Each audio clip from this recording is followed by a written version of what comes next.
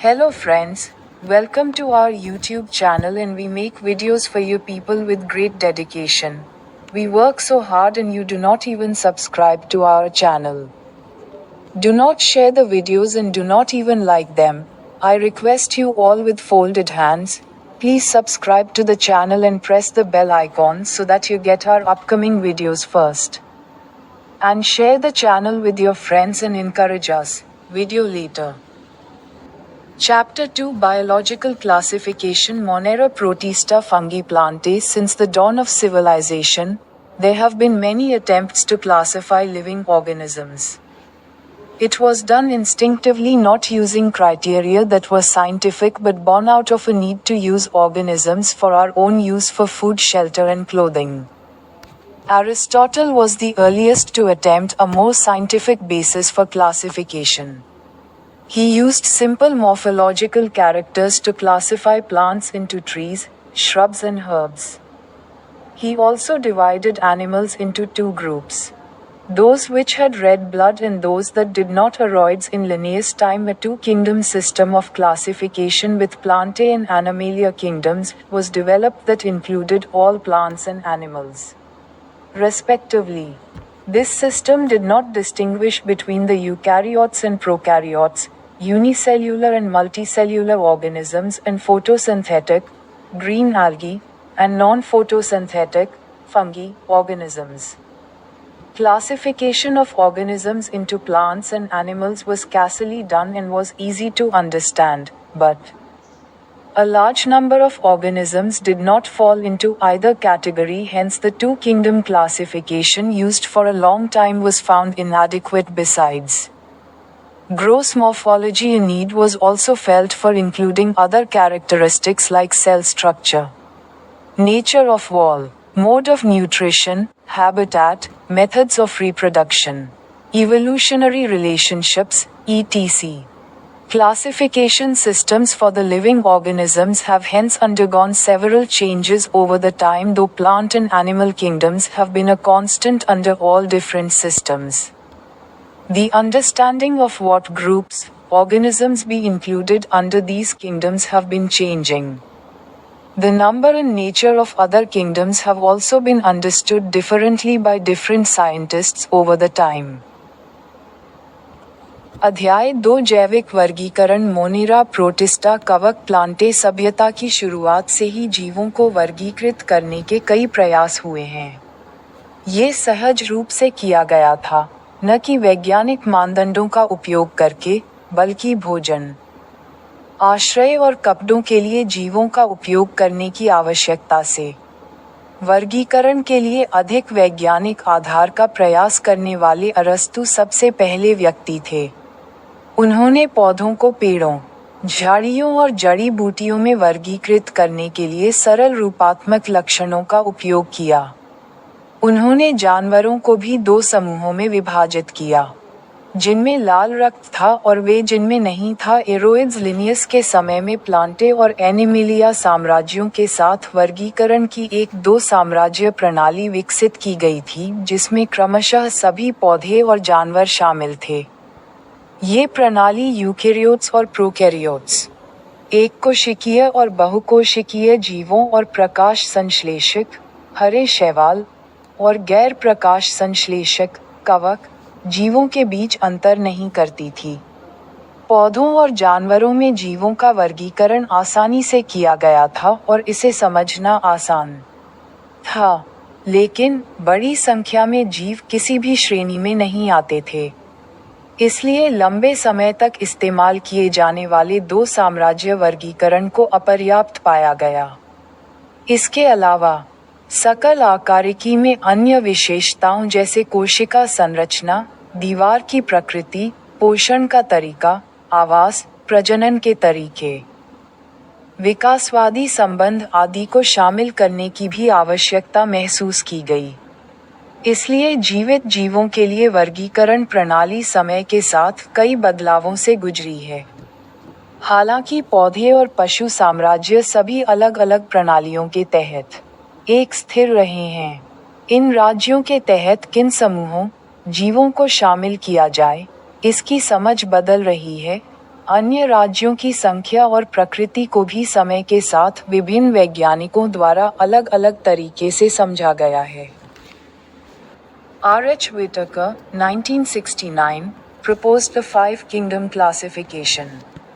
The kingdoms defined by him were named Monera, Protista, Fungi, Plantae and Animalia.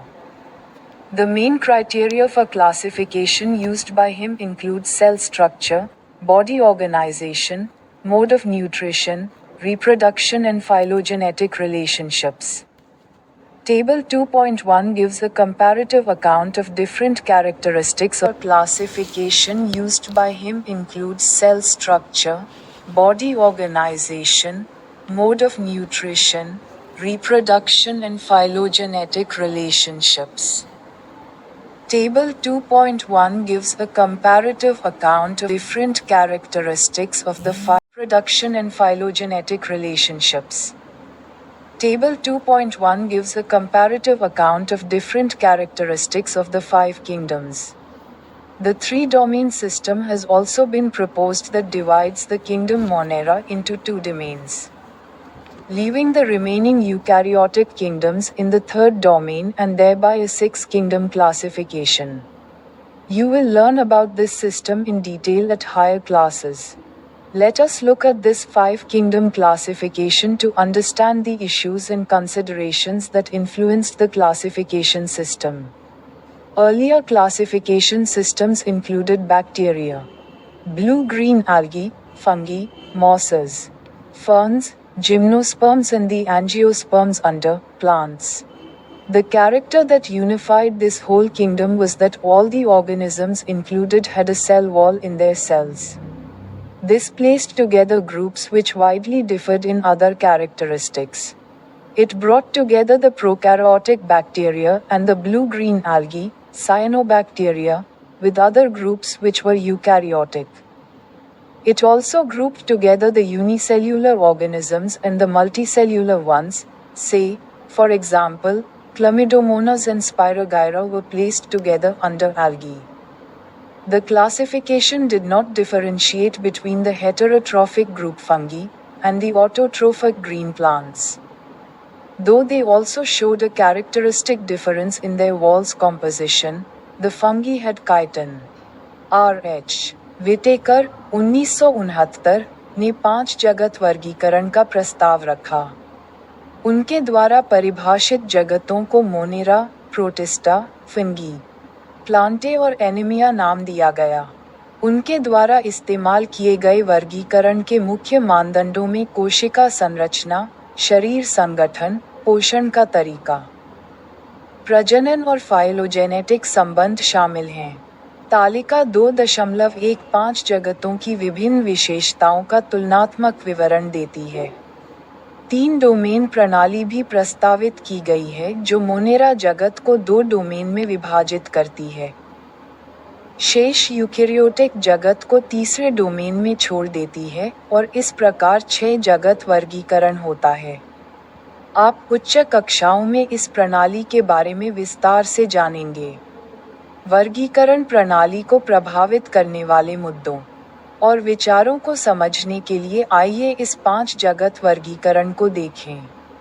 पहले की वर्गीकरण प्रणालियों में बैक्टीरिया, नीले हरे शैवाल, कवक, काय, फर्न, जिम्नोस्पर्म और पौधे के अंतर्गत एंजियोस्पर्म शामिल थे। इस पूरे जगत को एकीकृत करने वाली विशेषता ये थी कि इसमें शामिल सभी जीवों की कोशिकाओं में एक कोशिका भित्ति थी। इसने ऐसे समूहों को एक साथ रखा जो अन्य विशेषताओं में व्यापक रूप से भिन्न थे। इसने प्रोकैरियोटिक बैक्टीरिया और नीले हरे शैवाल, साइनोबैक्टीरिया, को अन्य समूहों के साथ एक साथ लाया जो यूकेरियोटिक थे। इसने एक कोशिकीय जीवों और बहुकोशिकीय जीवों को भी एक साथ रखा। उदाहरण के लिए, क्लेमिडोमोनस और स्पाइरोगाइरा को शैवाल के तहत एक साथ रखा गया। वर्गीकरण ने विषमपोषी समूह कवक और स्वपोषी हरे पौधों के बीच अंतर नहीं किया। हालांकि उन्होंने अपनी दीवारों की संरचना में एक विशिष्ट अंतर भी दिखाया। कवक में काइटिन था। in their walls, while the green plants had a cellulosic cell wall. When such characteristics were considered, the fungi were placed in a separate kingdom fungi. All prokaryotic organisms were grouped together under kingdom Monera, and the unicellular eukaryotic organisms were placed in kingdom Protista.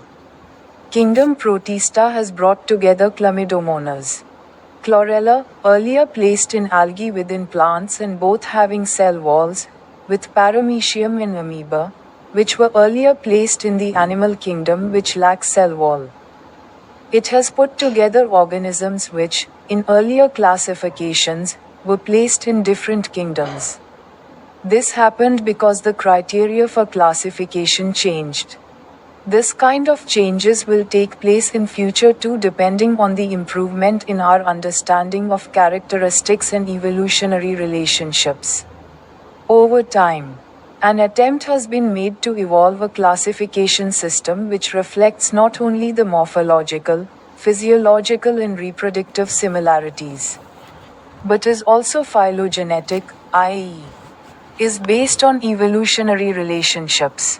In this chapter we will study characteristics of kingdoms Monera, Protista and fungi of the Whittaker system of classification.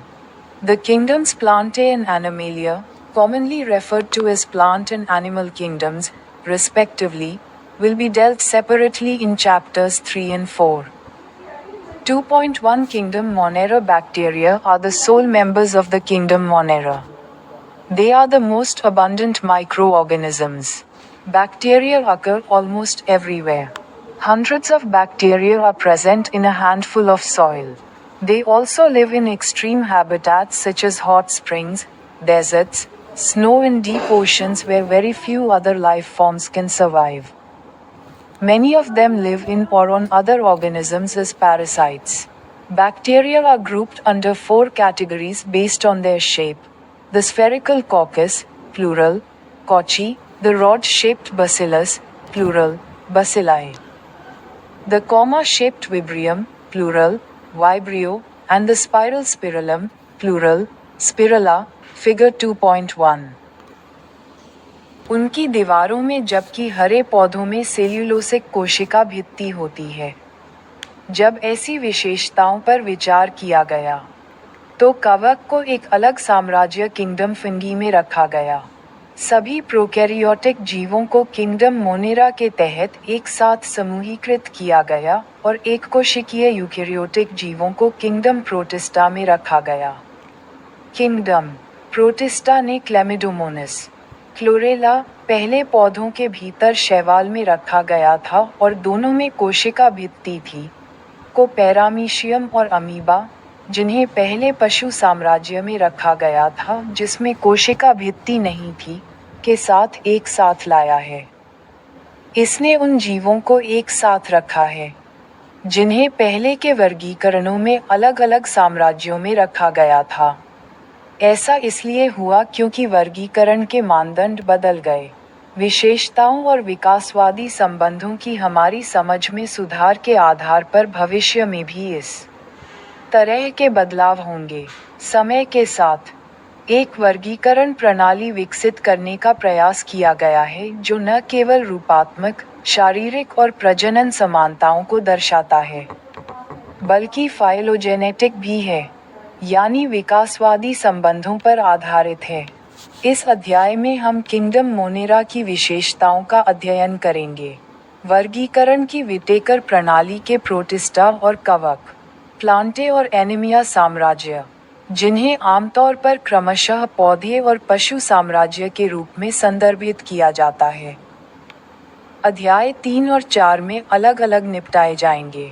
2.1 kingdom Monera. Bacteria kingdom Monera के एकमात्र सदस्य हैं। वे सबसे प्रचुर मात्रा में पाए जाने वाले सूक्ष्म जीव हैं। बैक्टीरिया लगभग हर जगह पाए जाते हैं। मुट्ठी भर मिट्टी में सैकड़ों बैक्टीरिया मौजूद होते हैं।